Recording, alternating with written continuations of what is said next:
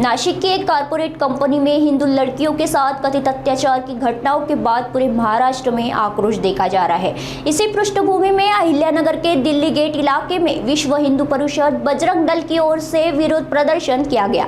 प्रदर्शन के दौरान कार्यकर्ताओं ने जिहाद के विभिन्न रूपों को लेकर नाराजगी जताई।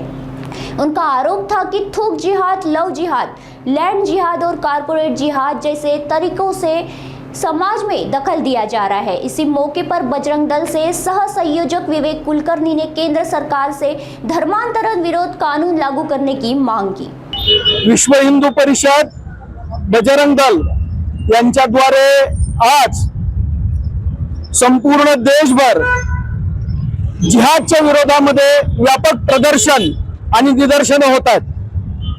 नाशिकमध्ये एका मोठ्या कॉर्पोरेट कंपनीमध्ये जाणीवपूर्वक मुलींचा छळ करून त्यांना मुसलमान होण्यासाठी प्रवृत्त करण्यात आलं।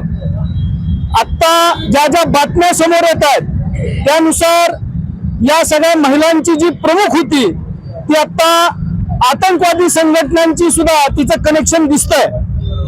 यामध्ये आतापर्यंत एक दृष्टिकोन असा होता की जिहाद, देश विरोधाचं कृत्य हे सगळे पुरुष करतात जिहादी, पण आता या निमित्ताने एक विषय असा समोर येतोय की महिलांचा सुद्धा जिहाद करण्यामध्ये, हिंदूंची लोकसंख्या कमी करण्यामध्ये, महिलांना, हिंदू मुलींना, आमच्या हिंदू भगिनींना प्रताडित करण्यामध्ये, त्यांना धर्मांतरित करण्यामध्ये त्यांचा सहभाग येतोय। नाशिक मधल्या आमच्या एका भगिनीला काहीतरी खाऊ घालून त्र्यंबकेश्वर जवळच्या एका रिसॉर्ट मध्ये नेण्यात येतं।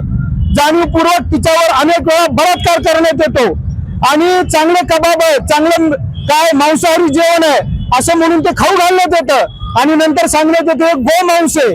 इतका घाणेरडा आणि इतका विकृत प्रकार या कॉर्पोरेट कंपनीमध्ये घडलाय। अशीच प्रकरणं मुंबईमध्ये ऐकू येतात, अशीच प्रकरणं दिल्लीमध्ये ऐकू येतात। कॉर्पोरेट सेक्टर पूर्ण देशामध्ये या सगळ्या याच्यामध्ये आहे। आता जिहादनी अनेक विषयांना घेऊन आपल्या भारताच्या समाज जीवनामध्ये प्रवेश केलाय। त्यामध्ये थूक जिहाद आहे, लव जिहाद आहे, लैंड जिहाद आहे।